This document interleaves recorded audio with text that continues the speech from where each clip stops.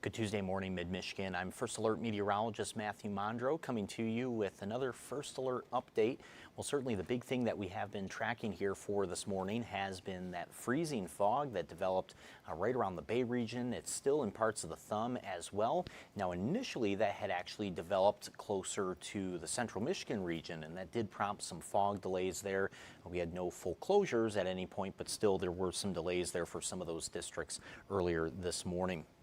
Now, we still have some of that fog out there right now. I'll go ahead and take you right to this. This is US 10 from the Fabiano Brothers building. So this is right near Mackinac Road between Mackinac and I-75. You can see that fog still holding on out there right now. Notice the flags are pretty calm as well. So it's been a combination of the calm wind, but also the colder temperatures that we've had behind those overnight snow showers. So once those snow showers left mid-Michigan, we actually had a clearing of our skies, which if you're around Flint or Birch Run right now, you'll definitely know that it is pretty sunny out there, but it is that clearing that has developed that fog in some of these areas and still leaving that behind. There's a look at the visibility map currently, so you can still see where that fog is going in right towards the Auburn and Freeland areas like we just saw there along US 10. We're also seeing some of this fog into the northern portions of the Thumb, though I have heard a couple of reports that the fog is starting to lift in the northern Thumb, and then we still have some lower visibilities towards the Elma area, even around Chesaning, and even as far south as Owasso. Now take a look at your First Alert pinpoint Doppler. You will notice here there is a little bit of flurry activity towards Mount Pleasant and up towards West Branch. We aren't expecting too much more in the way of snow showers for today. However, you can actually see on the radar, we're on the visible mode, how the snowpack is really starting to become evident on the satellite too. So that's pretty cool to see. I will say though, the fog isn't really showing up all too well on the satellite for this morning. I'll even zoom in on the map, just try to take you a little bit closer here, and you can see how that fog, again, really isn't popping up. The white shading that you're seeing in some of those spots is that fresh snowpack on the ground. Now, fortunately, our First Alert traffic map is showing some pretty decent drive times still around the Bay region, south to Flint and over towards Elma. So the spots that are seeing the fog right now, at least drive times aren't being majorly impacted by that. But with these freezing temperatures that we have out there, freezing fog is still a little bit of a possibility, and that can freeze to pretty much any sort of surface. So if you have a car parked outside, light poles, patio furniture, even untreated sidewalks and roadways too, that fog is able to freeze to it. So it's kind of similar to freezing rain in a way, although it is not rain, but still similar to that, where it just sort of freezes to everything and can create that layer of ice as well. So that has, or at least did, lead to some slick spots earlier this morning. We actually had a couple of crashes on I-75 just to the north of 675. Those crashes have since been cleared. Again, those drive times on the First Alert traffic map are looking pretty decent as of now, but still that freezing fog is something that does create some slower travel, and it's not something that's very common either. That seeing that this morning, certainly not something that we expect to see very frequently in the winter. Sometimes you might only see it one time for an entire winter. So definitely, again, something that is not very common. But that was just from the cooler temps and the period of clear skies that we had behind those snow showers from the overnight. Now, speaking of snow showers, though, we are tracking more snow coming up in the forecast for tomorrow. We aren't expecting a lot of snow with that here. This is expected to just be on the lighter side still, and more or less just bring some minimal accumulations to our area too. We'll take a quick break real quick, and then when we come back from the break, we will go ahead and take a look at the snow showers for tomorrow and also what to expect for the remainder of the week.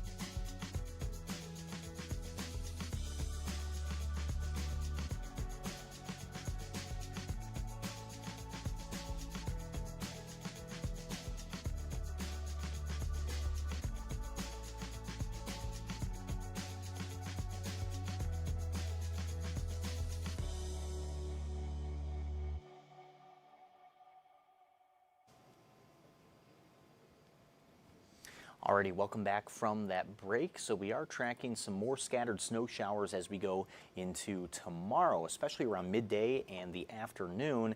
After that, we aren't expecting really any sort of snow shower activity to return until the upcoming weekend. But what we are tracking for tomorrow is expected to be on the lighter side still, so very similar to the accumulations that we saw from last night and earlier this morning. So here's a look at that first alert hour by hour. This is at about 10 o'clock this morning, so pretty much right now. We still, of course, have some of that freezing fog in the Bay region, but that should be lifting more towards lunchtime especially.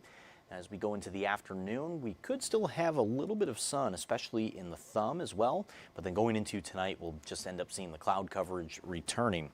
Now going into tomorrow during the daytime, these snow showers will largely fall around lunchtime and then into the afternoon. We could, however, have a couple of flurries getting started in our western or northwestern areas right before noon. Other than that, though, again, really these snow showers don't come in until the second half of the day. But you notice the coverage on the first alert hour by hour is not all too impressive with this. We are still fighting against some drier air even with this cold front coming through tomorrow. So that's why these snow showers aren't expected to be extremely prolific across our area, but we will definitely have some snowflakes flying from time to time tomorrow. As we go into the evening, eventually those snow showers will start to wind down, and even though we have a southwest wind for most of the day, the wind does turn to the northwest behind that front, and then that sets us up for a much colder day on Thursday. And I will just make a note, if you're up towards Houghton Lake, you still may have a little bit of lingering lake effect as we go into tomorrow night. But taking a look at the snow totals here in the first alert snow predictor, most areas dusting up to about 1 inch. So again, very similar totals to what we just picked up last night.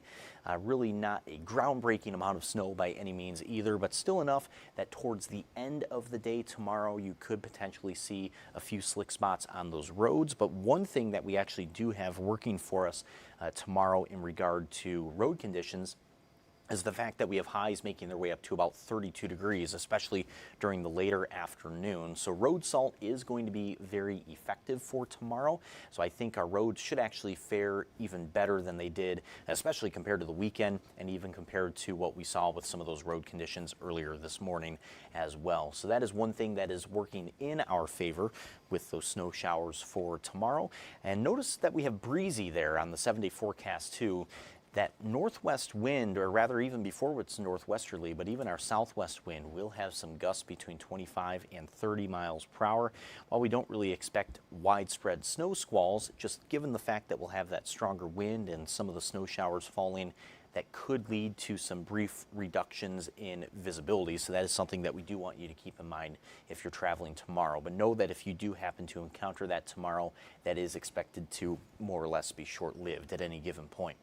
Now, once we go into Thursday and Friday behind that cold front, very much some Arctic air that's going to be coming into mid-Michigan. So a high of only 19 on Thursday, widespread single digits on Thursday night. And then Friday, we have a high of 22 degrees. So the second half of this work week is going to be somewhat cold, but that does mean all of the snow that has been falling, that will still stick around for us. So good news for any of our winter sport enthusiasts. And then as we go into the weekend, we're still tracking a few more snow shower chances there. Nothing that really looks too organized or very heavy with those weekend snow showers too, but likely seeing a little bit of snow falling, kind of like we saw earlier this morning, or like we expect to see tomorrow as well. So that's why we're keeping those chances at just about 20 to 30%. And temps will go back to the upper 20s on Saturday, then mid-20s on Sunday. So at least we will come out of the really cold temps for Thursday, but even the weekend is still going to stay continuously below freezing. And then we fall down to the lower 20s again as we begin next week. So very much a wintry December looking forecast still as we go forward here through the remainder of this first week of the month. So with all these cold temperatures too, that means we'll start to build up some more ice. And I have already even noticed right here in downtown Saginaw, I noticed this when I left the station yesterday driving over the bridge, and then also coming back into the station this morning, the calmer parts of the river right here in Saginaw are already starting to freeze over a little bit. Certainly not safe ice by any means, but you're already starting to see some of that ice developing, and that's even the case on some shallower streams and some very small ponds or inland lakes as well. So we will continue to build up that ice as we go throughout the remainder of the week and as we go through the weekend. So for ice fishers, we still have to be a little bit patient, but at least this is a step in the right direction. These are more favorable conditions for us to keep building up that ice just a little bit more. Well, in the meantime, for the rest of today, we hope that you do have a great Tuesday morning and a great Tuesday afternoon. Again, the rest of today, much more on the quieter side compared to this morning, especially once that fog lifts out of here too. And as we go into tomorrow, just some of those light scattered snow showers coming in. Meteorologist Diane Phillips will also be right here with another live stream at 2 o'clock this afternoon. She'll have an updated hour by hour to show you again for those snow showers for tomorrow as well.